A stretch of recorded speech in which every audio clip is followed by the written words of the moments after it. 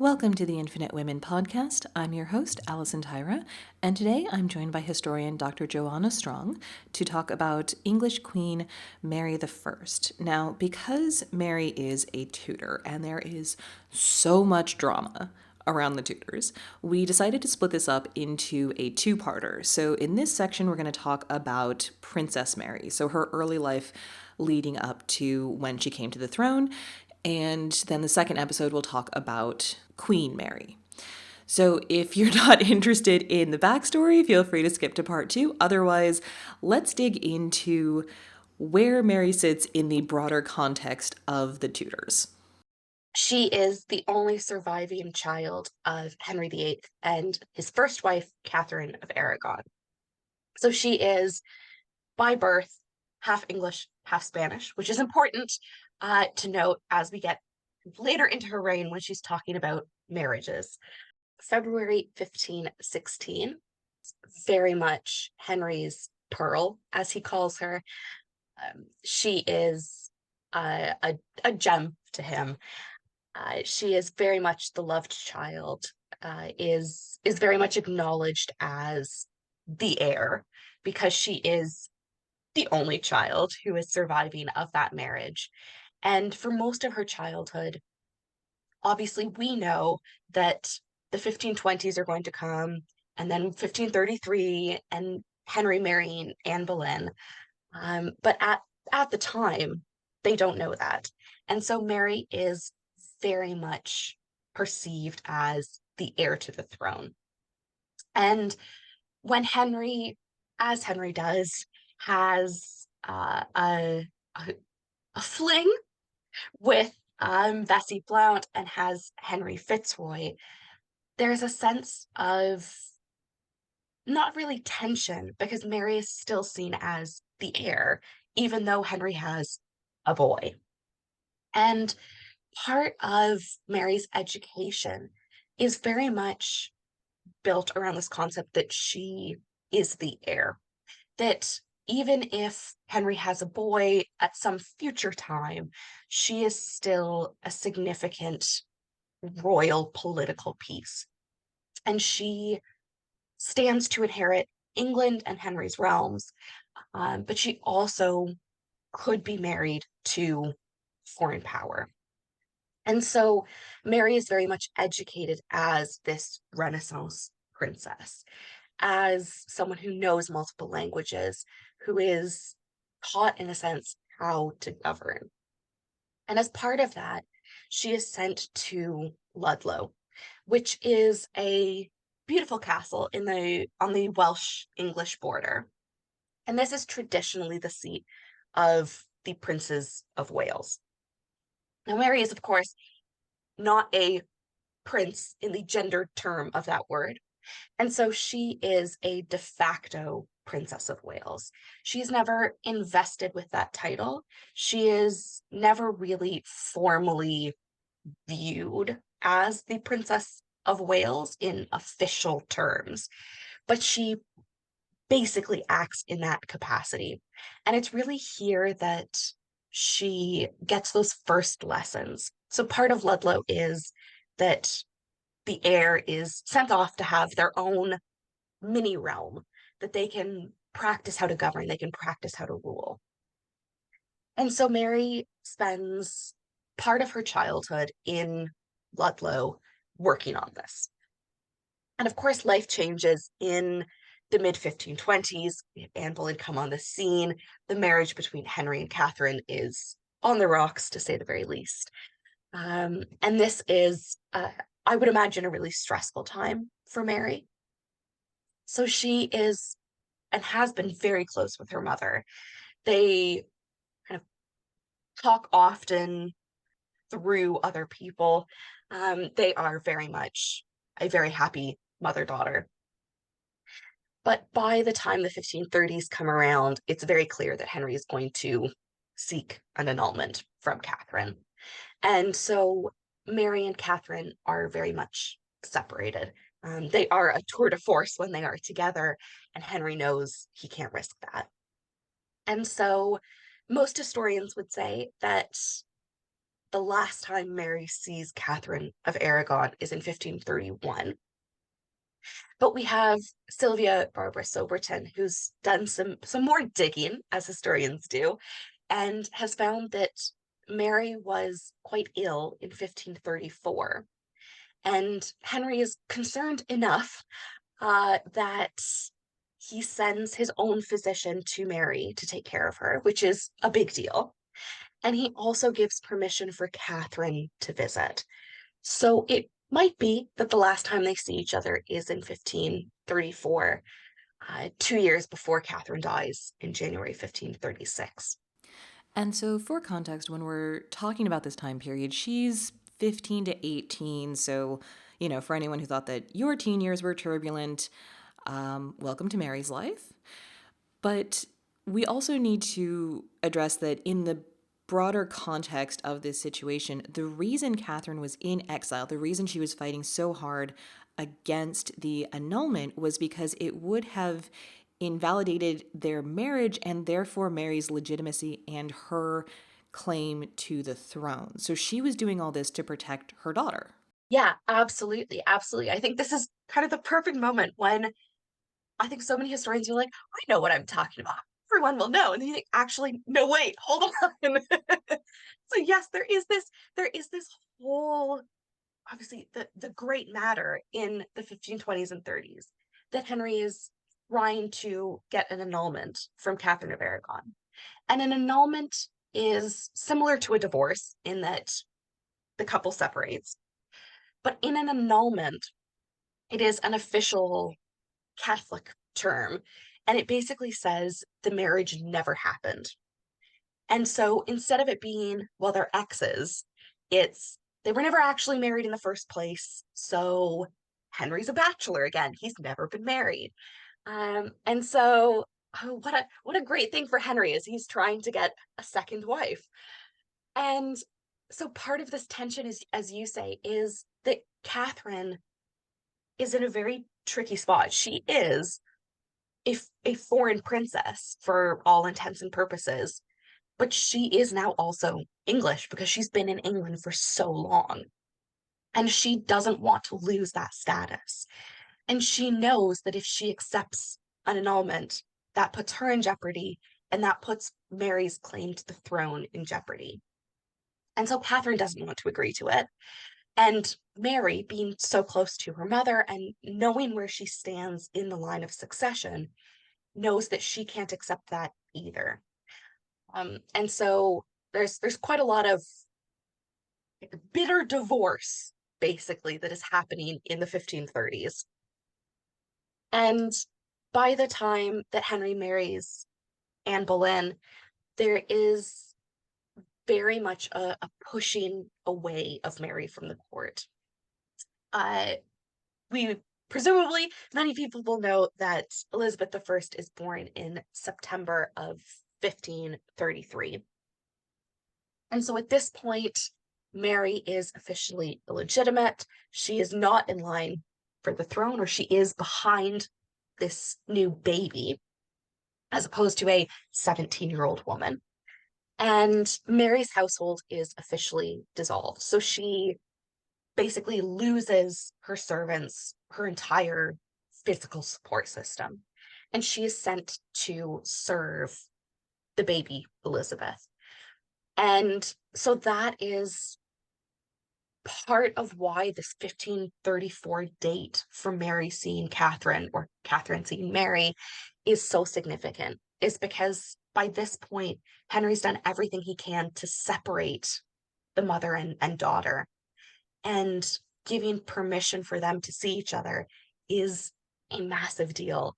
When he has a new marriage, his heir is now a baby. It's a very tense situation. Mary obviously struggles through that. We have accounts, and a lot of historians make a lot more of these accounts than they perhaps should, but that Mary is understandably unwell during these years. And a lot of it is stress, a lot of it is just issues with being a woman at the time, lack of painkillers. Well, it seems like, we talk about rags to riches, but she went from being essentially, as you said, the de facto princess of Wales, the heir apparent to her father's kingdom, his pearl. So, someone who was very beloved by and close to both of her parents, only to be separated from her mother because of her father being an asshole. Like, I think we can all agree.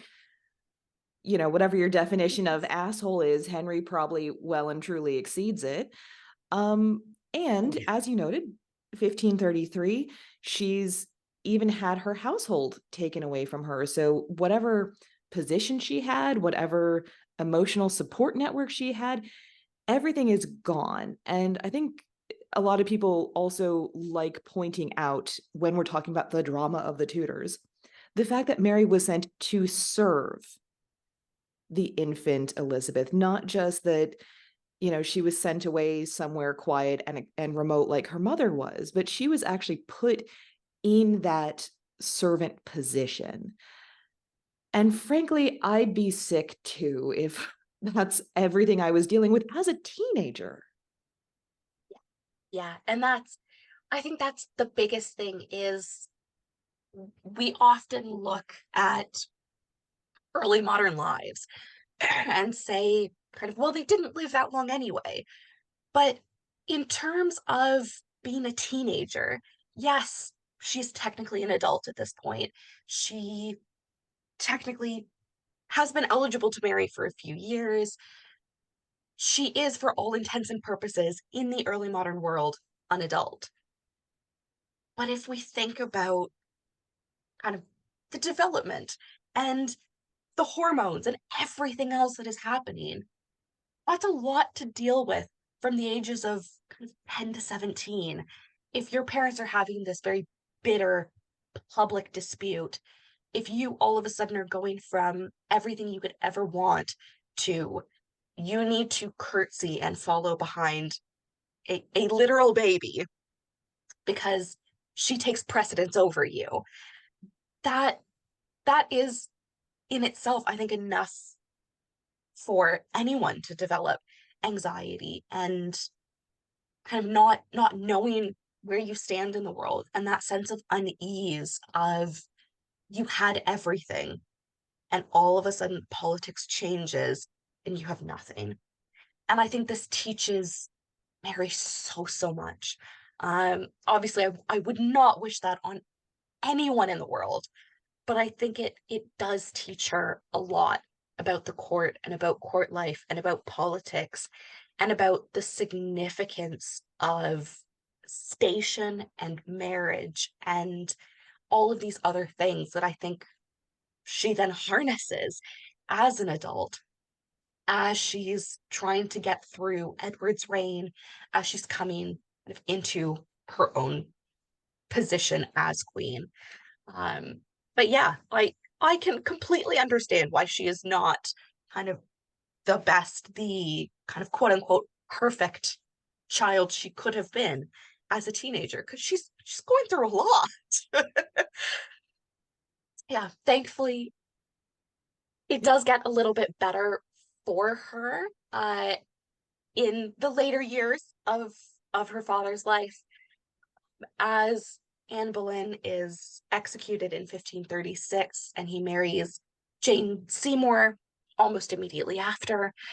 Um, Mary starts to come back into court life and starts to really be welcomed back as his daughter, as a princess, though she's technically not made legitimate or put back into the line of succession. So she is not declared legitimate during Henry's lifetime.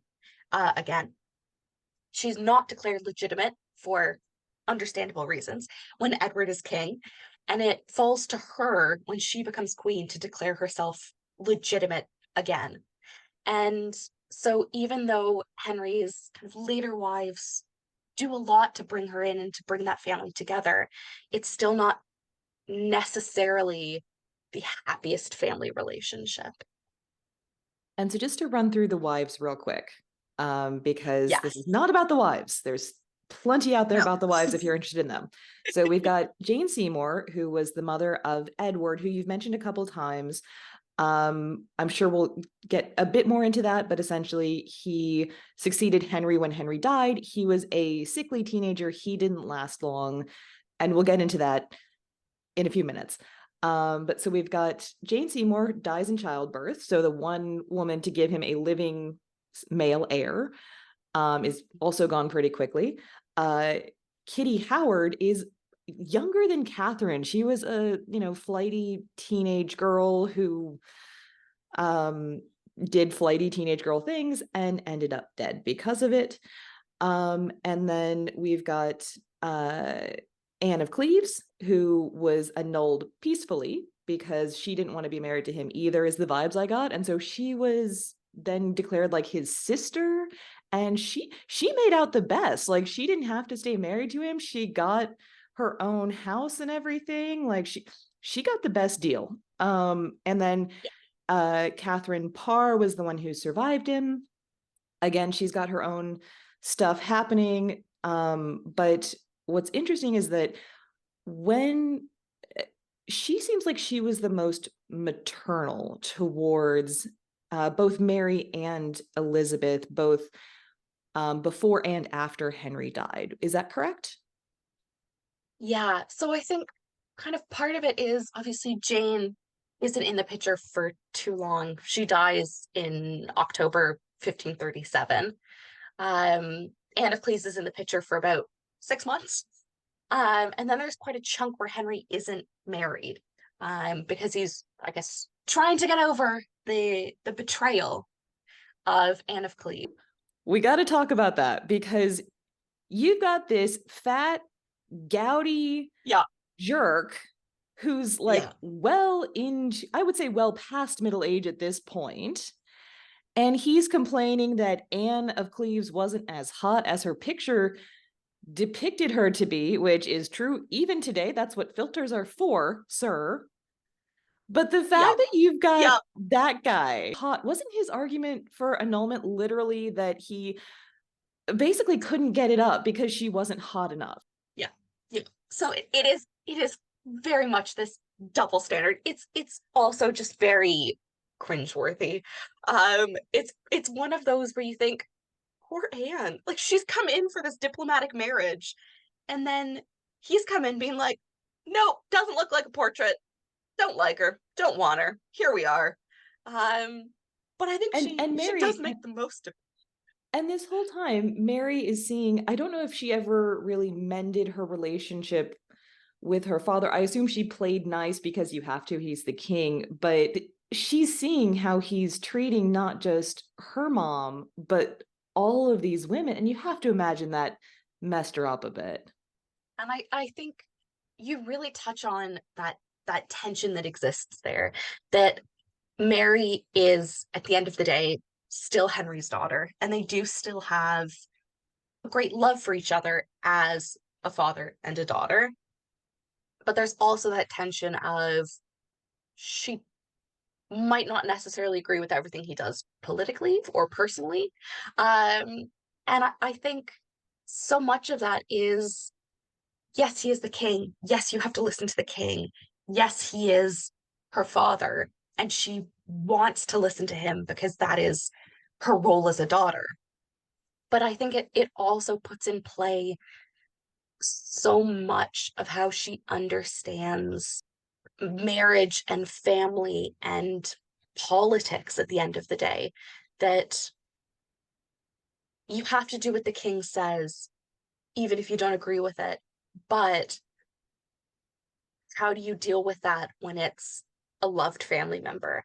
And I think that really does set the stage again, this as a learning moment for Mary, unfortunately, that she goes in and she realizes, I think that, and we'll see this especially in Edward's reign as they're looking at potential spouses for her, that basically this has to be a calculated decision. And yes, it is marriage. Yes, it is someone who is supposed to share the rest of your life with you. But that decision can't be quickly made or made just kind of out of the blue or seem nice, that it has to have some weight behind it, which I think then affects how Mary marries later when she is queen. Well, I think there's also the question of what she would have seen as examples of love matches, because her parents were a love match, 20 years before Henry did what he did. And so after Henry dies, Catherine Parr remarries relatively quickly to Thomas Yes. Seymour, who is Jane Seymour's brother. And he's also like battling his own brother for the regency because Edward at this point is too young to rule in his own right. And so the Regency Council is basically the power behind the throne actually running things. And so you've got the Seymour brothers battling it out. And I don't know how accurate this is, how much is documented, but Thomas Seymour then, rumor has it, was like hitting on the teenage Elizabeth that Catherine was, hosting because she's her stepmother and she's a maternal figure. And so from Mary's perspective, what she's seeing is her father's horrible relationships. And then she sees Catherine marry for love and ends up with Thomas and his behavior. And then Catherine dies, I believe, in childbirth fairly soon anyway. So there's not a lot of happy endings that she seems to be seeing, except for Anne of Cleves, and that was by not staying married. Yeah. Yeah, and I think so much of it, again, with Thomas, he has this kind of reputation, and I don't want to weigh in too far because I know it is a very controversial topic for those who study Thomas Seymour. Um, but there is this perception that he is perhaps married Catherine. I mean, yes, they wanted to marry before she met Henry, but then Henry comes along and you can't say no to Henry. So that there is a sense that this is a love match beforehand. And then I think he gets into that household, and because of these power struggles with Edward Seymour, Edward the Sixth's mother's brother, so his uncle, um, there's just such a tension. And Thomas Seymour knows that to stay relevant at court, to keep having influence over Edward the Sixth, his nephew, he needs to make sure that he's in powerful positions. And so there is, I guess there are probably multiple ways to interpret what happens in Catherine Parr's household when she's married to Seymour. Um, but it does involve a perhaps questionable relationship. To what extent, I don't know, I don't want to say, um, with Elizabeth. Um, but again, that leads to Elizabeth basically being sent away while Catherine is pregnant from that household.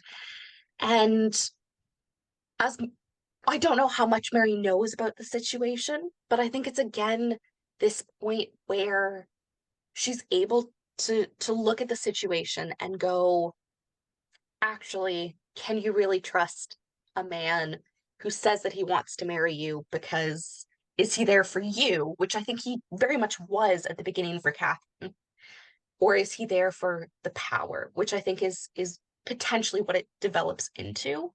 Um, but it again is this moment where it, as you say, it looks like this happy marriage for Catherine and Thomas. Um, Catherine is pregnant, and this is her first child that she will have given birth to. She's been a stepmother before, but this will be her first child. And she dies of basically what we call childbed fever, complications, infection after the birth. Um, and so again, we see this from the outside, a happy couple, and the woman ends up dead in a sense because of it. And I as much as we say, infant mortality is not uncommon at the time, and dying in or after because of childbirth, pregnancy is not unheard of. These still are real people who form real connections with each other. And even though that's a very real possibility that your child will not live to the age of 4, or that your spouse will not live through her pregnancy, it doesn't make that any less meaningful of a connection while they are alive.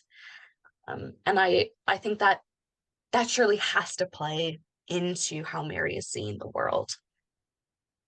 Yeah. And speaking of death, uh, so this is all before Mary even takes the throne. So let's talk about Edward's death and how Mary came to the throne, because it certainly wasn't, shall we say, simple and uncontested. No, if only. I don't think anything after 1533 was easy for Mary. Um, so Edward VI, as you say, comes to the throne at Henry VIII's death in 1547. He rules for 6 years. Edward is very much a Protestant.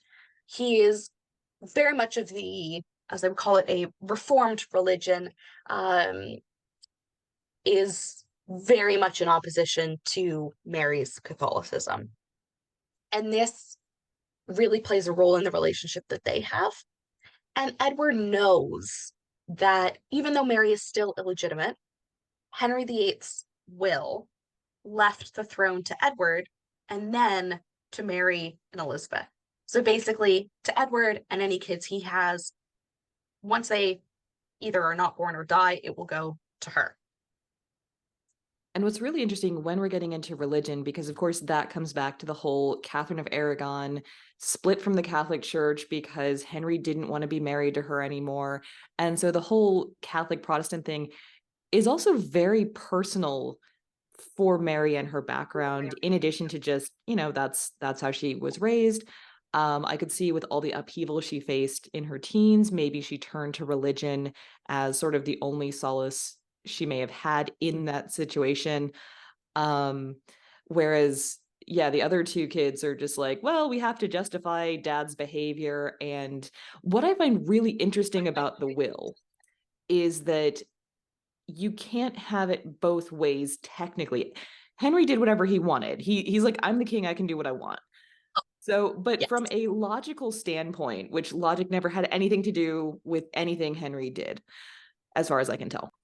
But logically, Mary and Elizabeth can't both be legitimate, because if Yes. Mary's legitimate, then the marriage to Catherine was legitimate and Elizabeth is a bastard. But Yeah. for Elizabeth to be, and this, and vice versa, for his marriage to Anne to have been legit, then the Mm-hmm. marriage to Catherine can't have been legitimate, and therefore, so Yes. it doesn't make any sense. No. No. And that's one of the biggest things is when Henry marries Anne Boleyn, those who don't view that marriage as legitimate, when it comes to 1536 and Catherine dies, there's this perception that, well, he's single again. He can get married because they don't recognize the marriage to Anne. And so it's this whole thing. But absolutely, as you say, if the marriage to Catherine is legitimate and Mary is legitimate, then that marriage lasts until Catherine dies, 1536. But if the marriage to Anne is legitimate and Catherine isn't, then Mary is legitimate and Elizabeth is. And it you can't have a both and in this situation. But Henry tries to make it because he realizes that he only has one son. Um, and it just becomes this complicated situation, which then Edward makes even more complicated, when he writes. And again, there's a lot of discussion how much of this is Edward, how much of this is John Dudley. So, in case you thought that the fighting was just between the Seymour brothers, it is not. So, I know, sorry to shatter illusions. So the Seymour brothers are duking it out for power. Thomas Seymour is eventually executed, which leaves Edward Seymour. Edward Seymour eventually is part of some power tensions with other members of the council, and he and John Dudley, the Duke of Northumberland, are very much set up as these two opposing factions. Edward Seymour is also eventually executed, and John Dudley is the real leader of the council. So weren't the Dudleys the ones who tried to put Jane Grey on the throne? Oy. Yes. Yes. So John Dudley basically has control of the Privy Council, of basically Edward's advisors, while Edward is in his final months. And how much of this is Edward, how much of this is Dudley, we might never know. But there's a push that Edward's heir cannot be a Catholic, because Edward's reign has been all about Protestant and taking out Catholicism.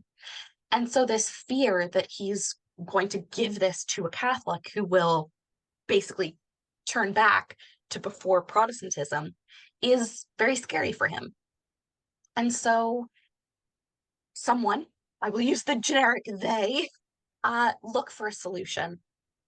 And it's at this point that John Dudley marries his son, Guilford Dudley, to Lady Jane Grey, who then becomes Jane Dudley. And it's at this point, or slightly thereafter, that Edward signs the device for the succession, which originally states that Edward is going to leave the throne to Jane's, so Jane Grey, now Dudley, to Jane's heirs male. Basically, not leaving it to Jane. He's leaving it to whatever children she might have, because she's now married and naturally she will have children. So, how this comes into play is, to make this as least complicated as possible, Jane's mother, Frances, is cousin of Henry, kind of by few removals, but they are cousins. She is next in line after Edward, Mary, Elizabeth, Frances.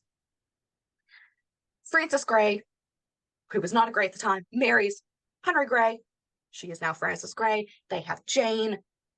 So Jane is in line for the throne after her mother, because she doesn't have any brothers. Of course, brothers take precedence. Jane marries Guilford Dudley. And Edward's original device for the succession, as it's called, puts Jane's future children in line before Mary and Elizabeth. And then Edward, or someone, realizes that Jane's not pregnant yet, and we're running out of time. And so the second draft has heirs male crossed out, and the throne is going to be left to Jane. And so in July 1553, when it officially comes out that Edward VI has died, Jane is brought to the Tower of London and is proclaimed queen. For anyone who's going, but the Tower of London is a prison, why would they bring her to a prison? The Tower is also the traditional place where the monarch would spend the days, and especially the night, before their coronation, before they're then processed to Westminster Abbey, where the coronation happens. So no spidey senses are tingling at this point that Jane is in the Tower. But it does prove to be foreshadowing, because Jane doesn't last very long. She does not. So for poor Jane, she does come into the Tower as a queen, or is made queen while she is there. So it very much seems like it will be, well, she's just staying there until the coronation. No big deal. We've done this for ages.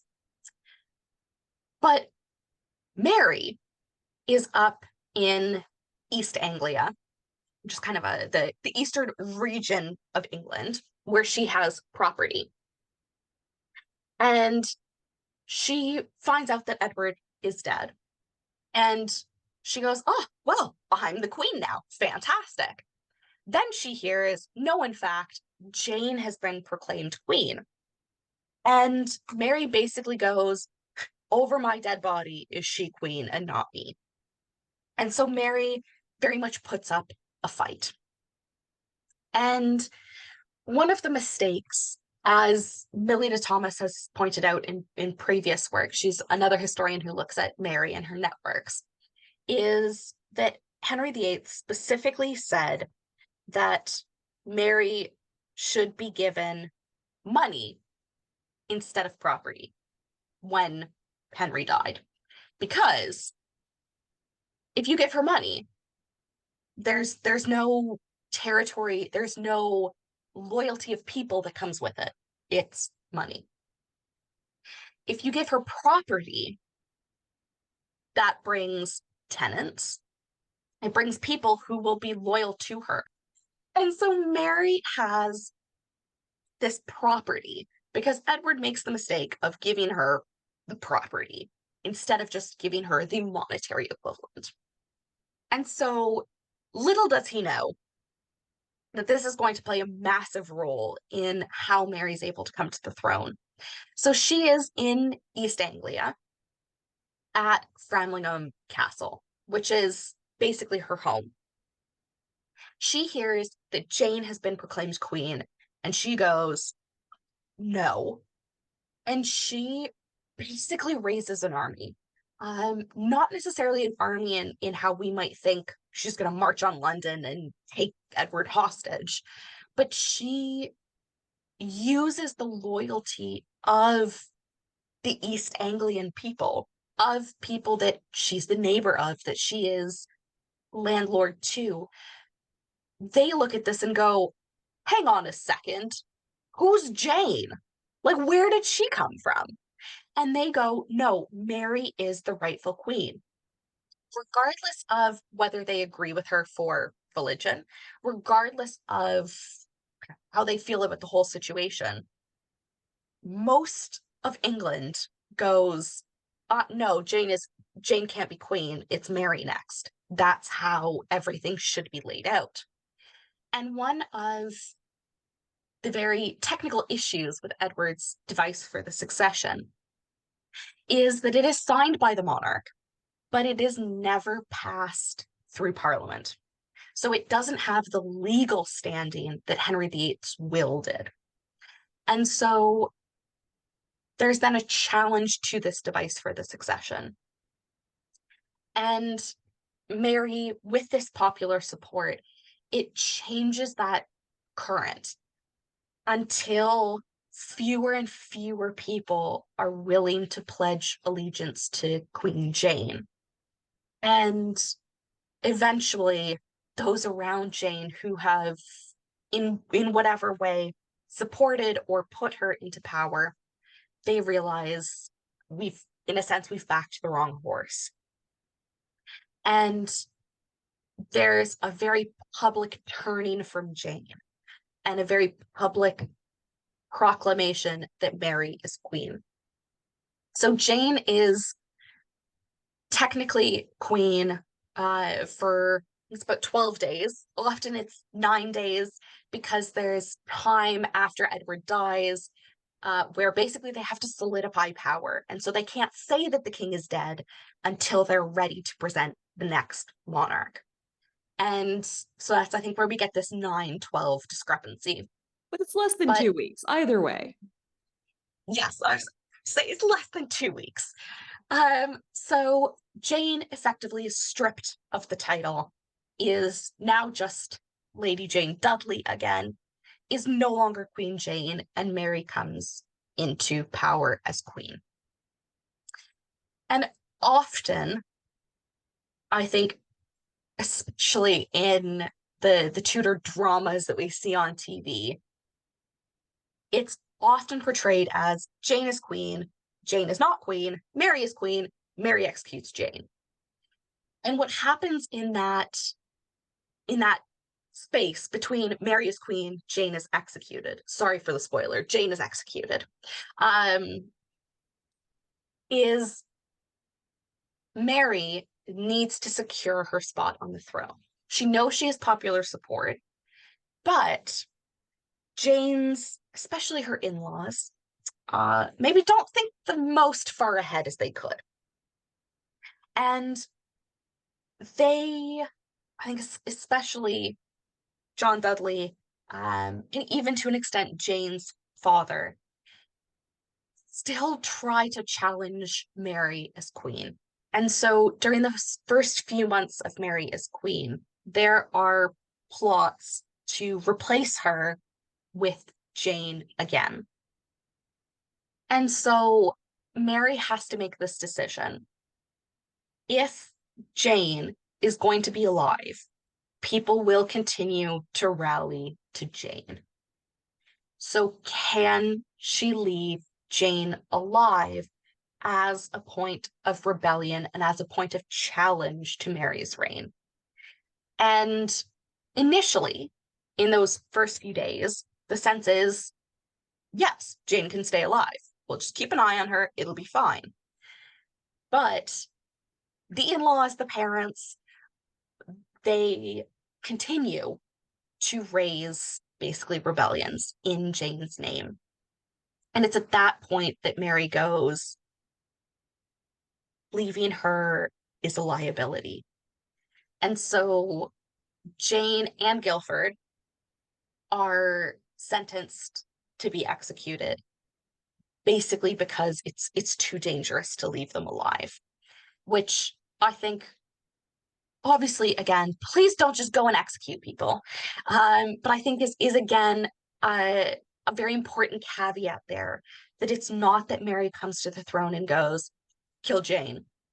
It's that Jane is a threat and is a proven threat to her security. And it becomes a case that Mary, in a sense, has to do it. It's not nice. It's not one of the nicest things she does during her reign, but you can absolutely see why she saw it as being absolutely necessary. I mean, I think it is a lot more justified than a lot of other executions. See, like half of her stepmoms. But also, and I feel bad for Jane, obviously, because Jane was a teenager. She was doing what the powerful adult men in her life pushed her into. She really didn't have much say in the matter. She was also very intelligent. She was a scholar. She was very religious in her own way. Like Jane, it sucks for Jane. But what she did was also Yeah. arguably treason, even if she really didn't have any control over it because she's a teenage girl doing what she's told. But Yeah. there's also her younger sister, Catherine, because there's so many Catherines. But Oh, remind me yes. remind me how Catherine Gray was neutralized so that she wasn't, because you could easily see, oh, well, Jane's dead, so now we're gonna chuck Catherine out there as the symbol for everyone to rally around. It's very complicated, as every girl dreams when they're little. Everyone dreams of having a triple wedding. So Jane and her sisters are basically all, it's very incestuous. Please don't think too hard about it. They basically are a bunch of sisters married to a bunch of like brothers and cousins. And so these two Dudley and Grey families are now very much intertwined by marriage. And obviously Jane's marriage does not end the best, because she and her husband are executed. But Jane's sisters, part of the kind of tension there is a marriage for royals, in a sense, was not really a marriage until the marriage was consummated. And so Jane is basically allowed to sleep with Guilford because they need a child. But there's some debate over the other sisters' marriages, um, of basically, do we let them sleep with their partner? Because if they do, then we can't claim that it was never a marriage. Marriage. They want an out if things go bad. So they're playing Yes. both Yeah, sides with absolutely. this teenage girl's life. Yes, yes, with both of them. And so I believe it's Catherine is married. And then basically everything falls apart with Jane, and they go, just kidding. They never did the act. They're not married anymore. It's great. It's fine. Everything's fine. Um, and and it gets so complicated. Catherine stays relatively quiet during Mary's reign, but then when it comes to Elizabeth's, she's again a threat. She's put in the tower. She's married again secretly, and Elizabeth is outraged. Fair enough. Because the next person in line to the throne has married without the monarch's permission, which is treason. And so Elizabeth takes offense at this and goes to the tower with both of them. And seems like it should end it. They're not allowed to be imprisoned together. They are in separate rooms. They're not supposed to have any contact with each other till somehow Catherine gets pregnant. And then you go, hold on a second. Like, who let this happen? So again, Elizabeth is outraged. It's a whole thing. But basically, by the time Elizabeth is at the height of her power, the Grey family has very little, if at all, power in terms of the monarchy.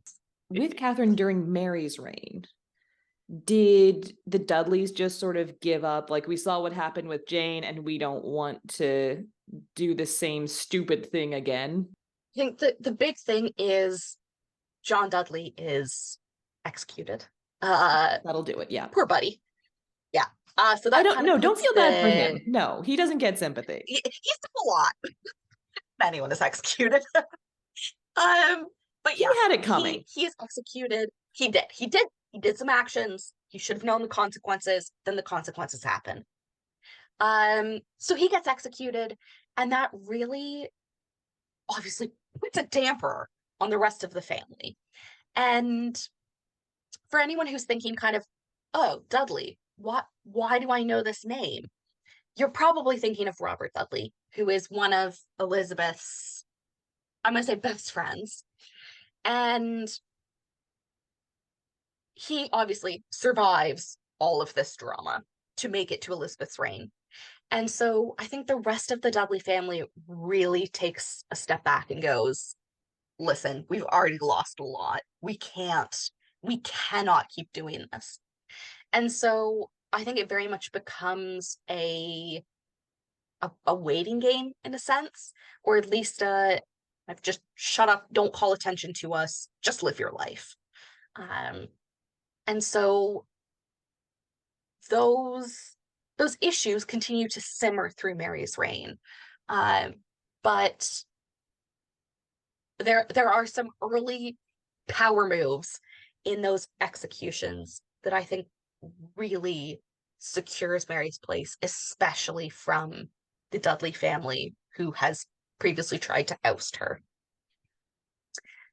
I mean, it is a strong way to start your reign, is booting an imposter off of the throne and executing them and other co-conspirators. And especially given that, as you said, everyone knows she's in the right. Like, there's no, who's legitimate, who's not, drama. Nobody's really thinking, perhaps as hard as they maybe should, about the religious implications. It's just, well, no, it's Mary's turn. This isn't, and so that righteousness as well as the strength, Yes. was, I mean, it's a bold power move for how to start your reign. Oh, yes. I mean, when I think it's that kind of equivalent. So I'm part-time teacher, and then the rest of my time is research. And one of the things that we jokingly get told as we start is don't smile until Christmas. Is go in and like go in hard so that students know and then you can ease up. And I think that's very much what Mary does. Is she goes in, she's like, "Listen, I'm the queen, deal with it." And then she can start to develop how she wants to be as a queen. But she comes in with these bold power moves, being like, "No, I'm the queen. Who is Jane?" And I'm the queen. That's just basic fairness is I'm next. And then neutralizing in the best way she can any threats to the throne, which I think works because by the time we have, I'm going to skip ahead a bit and then we can come back. When there is a significant uprising in Mary's reign in 1554, led by Thomas Wyatt, and it kind of gains some momentum. And then they get to London, and the entire city basically goes, "Nobody asked you to do this, Thomas. Nobody wants this." And basically, all of his supporters just disappear. And so I think these strong moves at the beginning very much set the tone for the reign of Mary's the queen. If you don't like what she does, deal with it. Um, but she's the queen, and this is how it's going to work. And we don't see kind of massive rebellions against her authority. And the one that we do see is basically ended not because Mary goes out with the military and they have this massive battle, but because support for that rebellion basically disappears when people go, "Oh, actually, not sure I support this." So she comes to the throne in 1553, and she was born in 1516. So she's well past 30. Like she's into her mid to late 30s, which to Yes. me raises the question of, particularly in the context that during Edward's 6-year Protestant reign, they Mm-hmm. wanted to neutralize Mary. Nope, they didn't want her to come to power. And Yeah. frankly, it seems like Edward was kind of sickly for a while. So, the odds of him producing an heir were questionable at best. Why didn't anyone marry her off to like a foreign prince, send her out of the country and get her away? Because you mentioned, it was stupid of Edward to give her that power base by giving her property. But it seems even dumber that they didn't use the political capital, and for that matter, that Henry didn't marry her off, which makes you wonder if Henry was still thinking of her as an heir. But even then, why not marry her to an English aristocrat? So why wasn't Princess Mary married? Yes. Not for lack of trying. Lilita Thomas, in her book, The King's Pearl, talks a lot about these early betrothals for Mary. And basically, a betrothal is kind of a fancy engagement. You're promising that you're going to marry someone. And most of the time for royals, it happens as a political move. It doesn't necessarily mean, "Oh, you've been betrothed, so now you're, of course, going to get married." And so Mary has quite a few betrothals when she's very little. Then, of course, the whole thing with Anne comes into play. And so Mary's not seen as a marriage asset anymore. She's illegitimate. She's not the heir anymore. Why would a prince want to marry her? And then the issue, especially when it comes to Edward's reign, is there's a lot of debate. Basically, sh- she is she's a powerhouse. We have to, in some way, stop her. And there is a lot of debate. Do we marry her? If we marry her, that means she leaves the country. This is great. It's a win-win for Edward, at least. And the issue is that Mary basically puts her foot down and goes, "I will not marry a Protestant because they will not let me practice my faith. And if I can't practice my faith, I'm not going to marry them." And there again comes this tension of Edward is the king and Mary is a subject, but Edward is also a brother and Mary is his sister. And so there's again this weird tension, I think, of you you want the best political move is marry her off to a Protestant no one somewhere else so she's not your problem anymore. But at the same time, Mary puts her foot down and goes basically, no, this is not how it's going to happen. I'm not leaving the country. And I think Edward gets caught in that. And there is during Edward's reign, there is a plan that Spain obviously has a vested interest in Mary as Catherine of Aragon's daughter, and they want her to be safe. And there's a plan that happens that basically there will be a Spanish ship that is sent to the English coast. And if Mary happens to get on that ship, and if she happens to be brought to Spain for safety, so be it. And Mary knows the plan, basically is told this is an option if you would like to take it. And she puts her foot down and says, if I leave the country, I'm giving up everything that I've worked for. I'm giving up like my presence in the country. And she again says, no. As much as I think we would all love to be safe and happy and in a happy court, um, she knows that she has to stay in England. She can't leave the country because that effectively gives up control. And so there are definitely plans in Edward's reign to try and kind of neutralize this threat, but they never happen. Partly, I think, because of Edward and the regime, partly because of Mary. But it does happen that when she becomes queen at 36, 37, she she is unmarried. She obviously does not have children. Um, and so that becomes the first or a first massive discussion that they need to have when she's queen is, right, you need an heir. How are we going to do that? And we'll definitely be getting into that more when we talk about her reign as Queen Mary the First in part 2.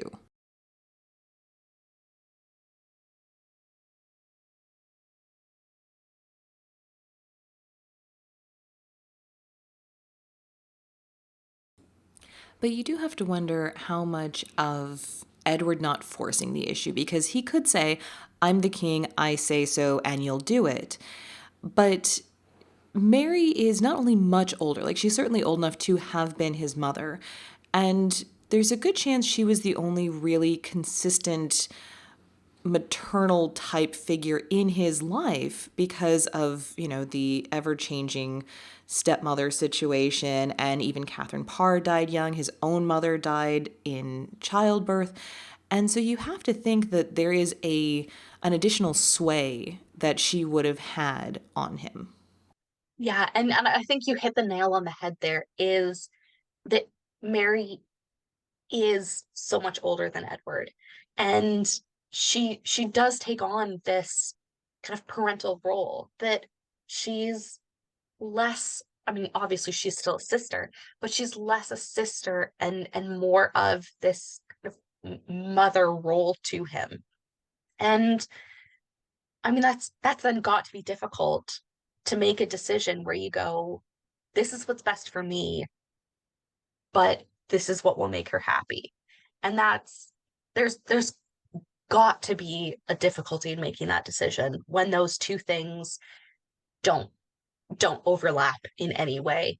And I think that again complicates it. And I mean, welcome to the Tudors, I think. They all struggle with this is what is the best move politically, and this is what's going to make the most number of people happy. And those two things rarely overlap. To be fair, I don't think Henry was overly burdened with an abundance of concern for what other people would be made happy by. No, I think he's the outlier in that one. That it is very much this is what will make Henry happy, Yeah. and everyone else can just deal with it. So why didn't her father marry her off? Because she was like 30. by the time he died. A lot of it with Henry is that he's trying to play for the best match and what will get him the most in return. And so there are some marriages set up.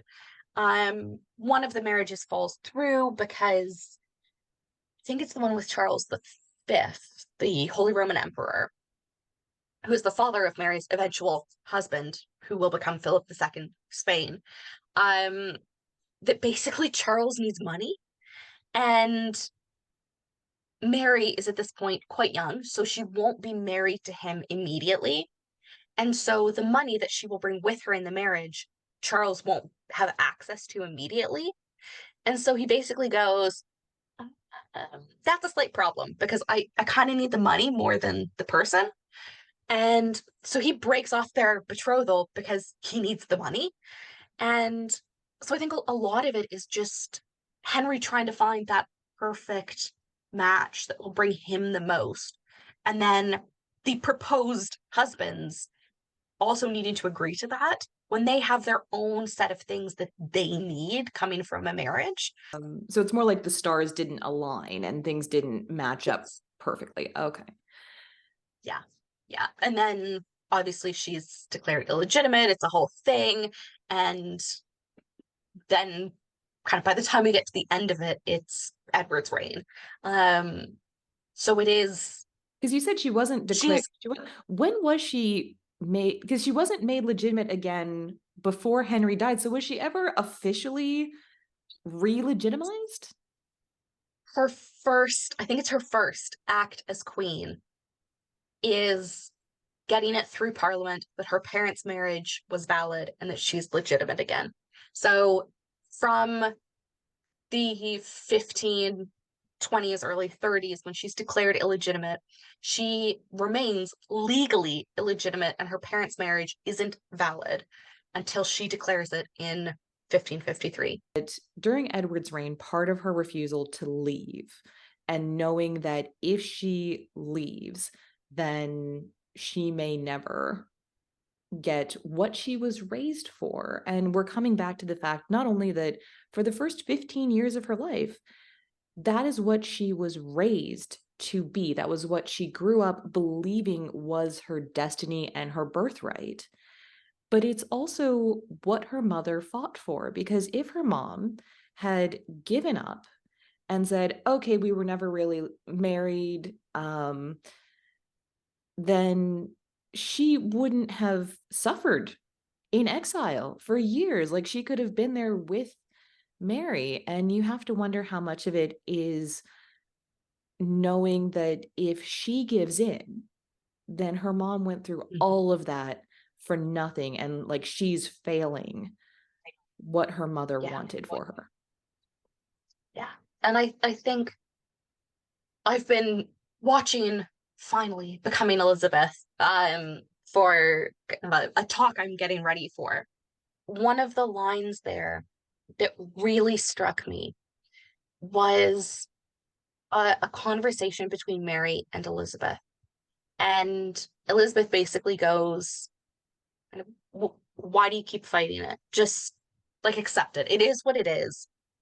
And Mary goes that basically she's just trying to follow the path that she believes God has in store for her. And I think that is basically what sums it up is that for Mary, this is not just what she was born into. This is what being a queen is what God has called her to do. That is her mission in life. And I think that explains so much then of why her early life, kind of up to queenship, plays out the way that it does, because she sees this as her calling in life.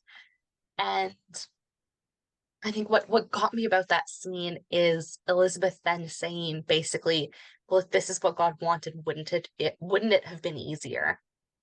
And I think that's in a nutshell, that is basically the entire tension between Mary and her siblings is that She knows she was born to be a queen.